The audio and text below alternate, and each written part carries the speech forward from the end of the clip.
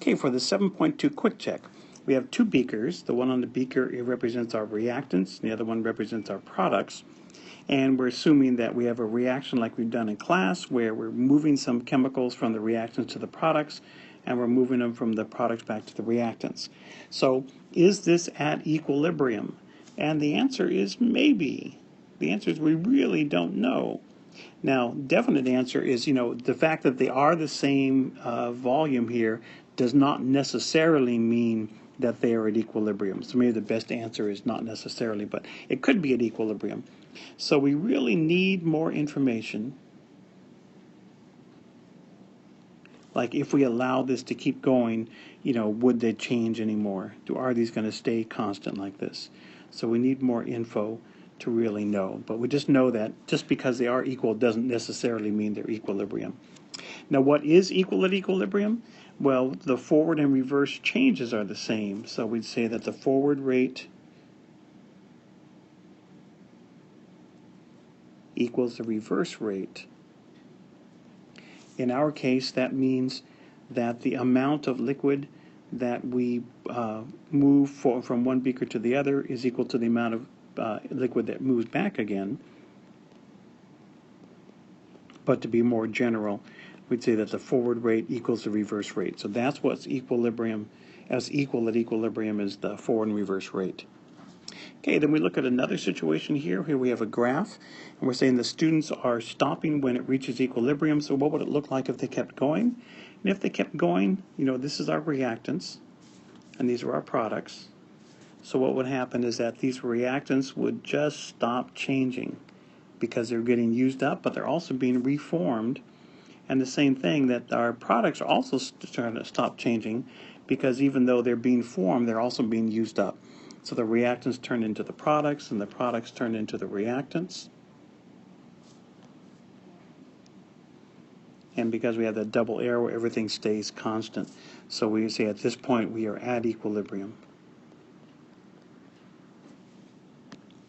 Okay, the next question, reactant or product favored. Here we have the clue is our KEQ, and this is a large number. This is 10,000.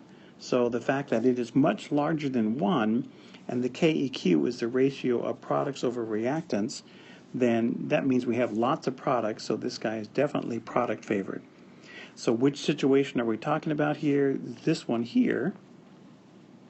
So during this reaction, every time two NO2s change into an NO2O4, there's an N2O4 that changes into two NO2s, but in this case we do end up with lots more of the N2O4 than we have the NO2s.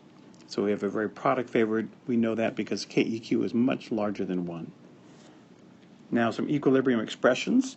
Okay, for the first one here, we see this is a gas and a gas and a gas. So everybody is going to show up in the equilibrium expression. So we say KEQ equals, and that's very important.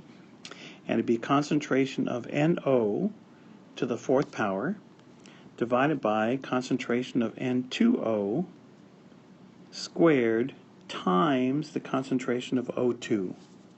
And this would be our KEQ expression. Now for the other one, this is a solid. Because that's a solid, that means its concentration doesn't change. It's not going to be entered into our expression. So we're just going to say KEQ is the concentration of CO squared over the concentration of CO2. The carbon does not even show up. We say it's actually, since it's constant, it kind of stays as part of the constant. So we just do the gases and aqueous, so the only ones that show up in our expression. Okay, last one here. We have another expression to do. So this is a gas and a gas and a gas. So we're going to use all three of those. So the KEQ expression is concentration of NH3 squared over the concentration of N2 times the concentration of H2 cubed. So the 2 and the 3 show up as exponents on there. Okay, next thing is we're just going to substitute in some numbers.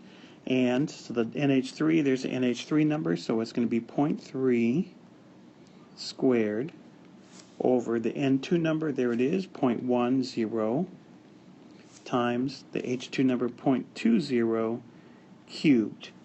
And I'm going to fix that so it looks like a 0. And we don't need any units because this is a unitless number. But the idea is be careful about putting these values in the right places, and don't forget about the squares and the cubes. Those are two things that people do quite often. And when you calculate that up, it's going to be 0.3 times 0.3 divided by 0.1 divided by 0.2 divided by 0.2 divided by 0.2. And when I do all that, I get 112.5, and that is my final answer. No units on a KEQ. And that's the quick check.